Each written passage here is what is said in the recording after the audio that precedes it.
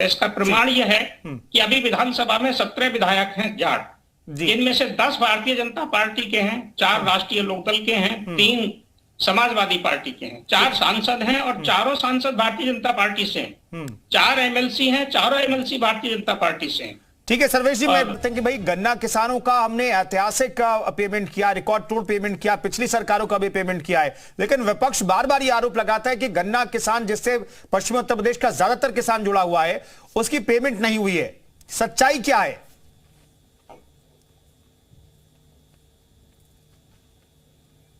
अनिला जी unmute कीजिएगा please. मैं आपके प्रश्न का उत्तर दूंगी, पर उससे पहले जो आपने एक प्रश्न किया था आरएलडी के प्रवक्ता से कि भाई क्या आपको न्योता मिला था, और आरएलडी के प्रवक्ता कह रहे थे कि नहीं, हम लोगों को कोई न्योता नहीं मिला।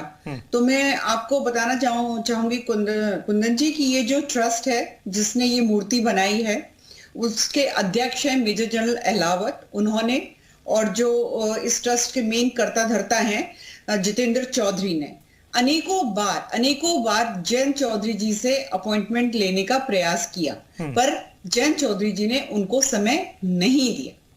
कई बार समय मांगा पर उन्होंने समय नहीं दिया।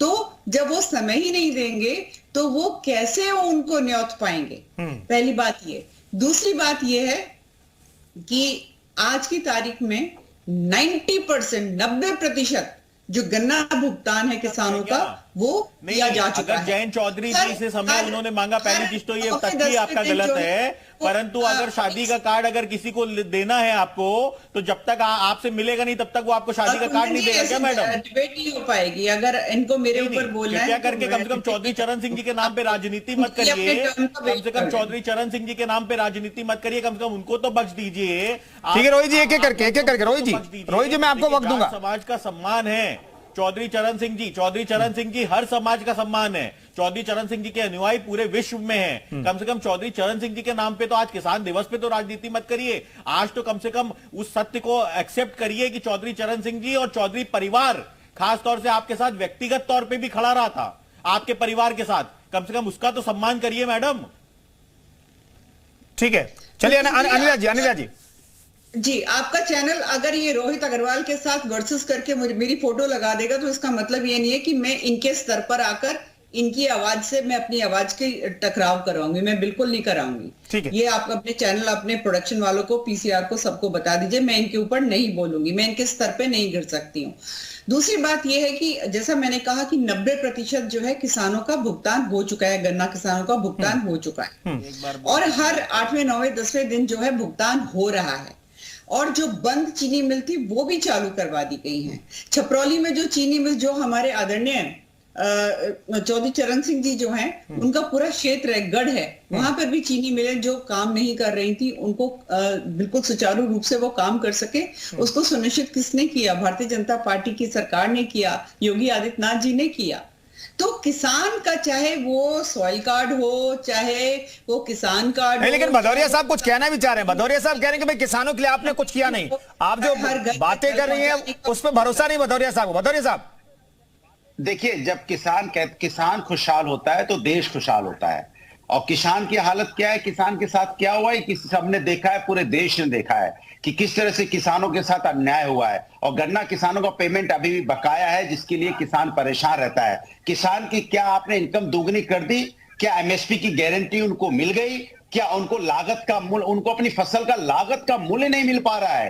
कभी ओलावृष्टि से परेशान हो जाते हैं, कभी ज्यादा बारिश से परेशान हो जाते हैं, कई बारिश समय से नहीं होती, परेशान हो जाते हैं। उसके लिए आपने क्या किया? उनकी बिजली की आपने उनकी सिंचाई की बिजली की आपने मुफ्त की, जो हमने की थी। आपने किसानों के लिए कौन सा ऐसा क्या आपने जो इक्विपमेंट वो खरीदते उनके लिए सब्सिडी दी क्या, जो किसान अपने इक्विपमेंट खेती के लिए इस्तेमाल करता है? क्या आपने किसानों के लिए कर्जे माफ किया किसान का? क्या किसान के सस्ते में कर्जे की बात की? कौन ऐसा पॉइंट है जो कर्जे जो आपने किसान के लिए किया? हाँ, एक काम जरूर आपने किसानों के लिए किया है कि किसानों को मजबूर कर दिया अपना अधिकार मांगने के लिए, धरने पे बैठने के लिए। आपने उनके साथ जो अन्याय किया है, मुझे लगता है इतना बड़ा अन्याय कभी नहीं हुआ होगा। जो आदरणीय चौधरी चरण सिंह के जो आदर्श को आपने जो उनके आदर्श को कभी आपने नहीं अपनाया। अगर आप उनके नीतियों को अपना लेते, उनके विचारों को अपनाते, तो आज किसानों का सम्मान कर रहे होते, किसानों के रास्ते में कील कांटी नहीं बिछा रहे होते। किसानों को बारिश में और तपती धूप में बैठने को मजबूर नहीं करते, किसानों की मौतें नहीं होती। वो एक किसान को तकलीफ होती थी, एक किसान को तकलीफ होती थी, जो चौधरी साहब दौड़ पड़ते थे,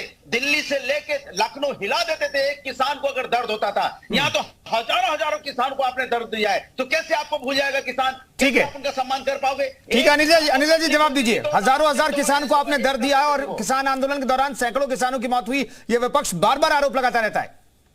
देखिए, अगर मैं पूरे उत्तर प्रदेश की बात करती हूं तो मैं फिर से कहूंगी कि किसानों ने वोट दिया, जिसकी वजह से भारतीय जनता पार्टी सरकार में आई। मैं पश्चिमी उत्तर प्रदेश यानी कि जाटलैंड के बारे में अगर मैं बात करती हूँ तो यहाँ सबसे ज्यादा विधायक जो है भारतीय जनता पार्टी कर जीत कर उन्होंने वो आपको विधायक बनाया, वो आपको सांसद जिताया और आप उनके रास्ते में कील कांटी बिछा दो। आप क्या हो गया? आप उनको तपती धूप में बैठा दो, कमाल है।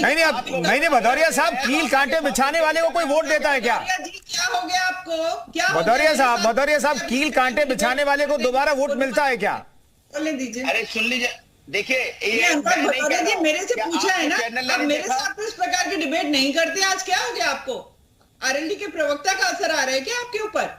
आप बोल रहे थे, मैं सुन रही थी, मैं बोल रही। ठीक है, आप तो मेरे साथ इस प्रकार से डिबेट नहीं करते, एक दूसरे की बात सुनते हैं ना, जिससे कि आप अपनी बात कहिए, मैं अपनी बात कहूं। कुंदन जी, 135 सीटें ऐसी हैं जहां पे डायरेक्टली इनडायरेक्टली जो है जाट वोटर अपना असर डालता ही डालता है, इसीलिए इसको यहाँ पर जाटलैंड कहा जाता है। और जाट जो है मेजरली या तो किसान है या फिर जवान है। सरहद पे जो बंदूक लेकर तैनाती होती है जवान की, वो भी आप देख लीजिए, हर घर से एक बच्चा जो है वो जवान बनता ही बनता है। तो जैसा मैंने शुरुआत में कहा कि अगर वोट पड़ रहा है तो वो ऐसे राजनीतिक दल को क्यों नहीं वोट डालेंगे जिसके अंदर कोट के राष्ट्रवाद भरा हुआ होगा। ऐसे राजनीतिक दल आज भी मैं आपको बताती हूँ, कितने किसानों को ट्रैक्टर दिए गए हैं, कितने किसानों को इनाम दिया गया है, प्रोत्साहन जिसको बोला जाता है, हर घर में जल पहुंचाया जा रहा है। और आज ही मुख्यमंत्री जी ने यह भी डिक्लेयर किया है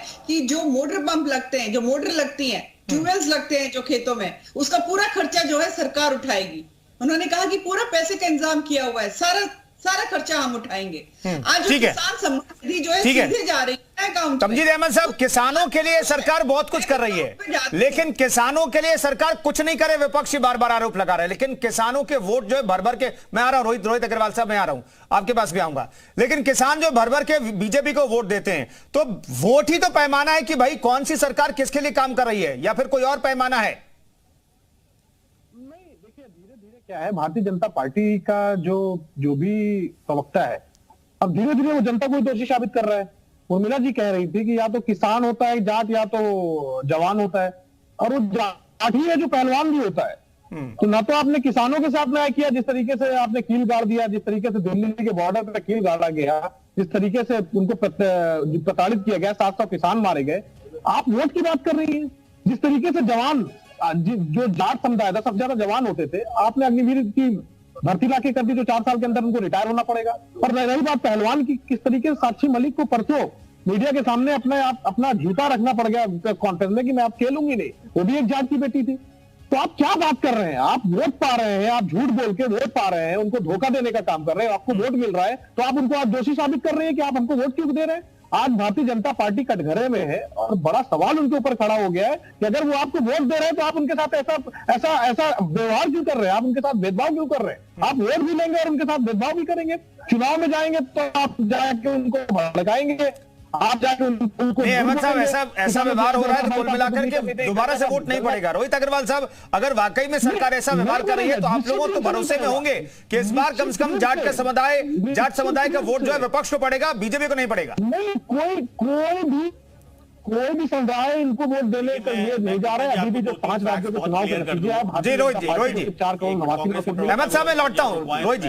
भारतीय जनता पार्टी तो देखिए ऐसा है कुंदन जी, मैं 2-3 फैक्ट्स आपको बहुत क्लियर कर दूं। अनिला सिंह जी ने जब से डिबेट चालू हुआ है तब से मेरे किसी भी सवाल का जवाब नहीं दिया। मैंने पूछा था कि हरियाणा में भारतीय जनता पार्टी की सरकार है, वहां पे गन्ना किसान को 400 रुपए का रेट दोगे, उत्तर प्रदेश में 340 का दोगे, क्यों? तो इसका जवाब नहीं दिया। मैं आपको एक और बात बता दूं, अनिला सिंह बार बार कह रही है हम चुनाव जीत के आए। मैडम आप चुनाव जीत के आई, आप 51% वोट पाई होंगी, 52 पाई होंगी, 55 पाई होंगी, 45% वोट विपक्ष भी पाया है। और यही स्थिति है, एक बार अपने आंकड़े चेक कर लीजिए। तो अगर 45% जनता हमारे साथ भी है तो ये बहुत बड़ा फर्क नहीं है। आप नंबर्स मैनेज करने में बिल्कुल सक्सेस हो गई, पर यह कहना कि हम चुनाव जीत गए इसलिए जो विपक्ष मुद्दे उठा रहा है वो बेमानी हो जाते हैं, ये मुझे लगता है पूरी तरीके से लोकतंत्र का मजाक उड़ाना है। और इन्होंने कहा राष्ट्रवाद हमारे अंदर कूट कूट के भरा हुआ है। मैडम आपके अंदर कितना राष्ट्रवाद है वो तो हमने आपकी अग्निवीर योजना में देख लिया कि आपने सेना को भी ठेका पट्टा पे खड़ा कर दिया। और जो जाट समाज की आप बात कर रही हो, जाट का छोरा तो पश्चिम उत्तर प्रदेश के अंदर सिर्फ दौड़ इसीलिए लगाता था कि वो सेना में जाएगा। और चौधरी चरण सिंह जी कहा करते थे कि अपने एक पुत्र को किसान बनाओ और दूसरे पुत्र को किसी और काम में लगाओ, इसीलिए जाट के पुत्र सेना में जाते थे और जाट रेजिमेंट होती है हमारे यहां, देश का गौरव बढ़ाते थे। आपने तो भर्ती में उनको ठेका पट्टे पे लगा दिया सेना को, तो आपने तो देश की सेना को कमजोर करने का काम किया। कौन से राष्ट्रवाद की बात करती हैं मैडम?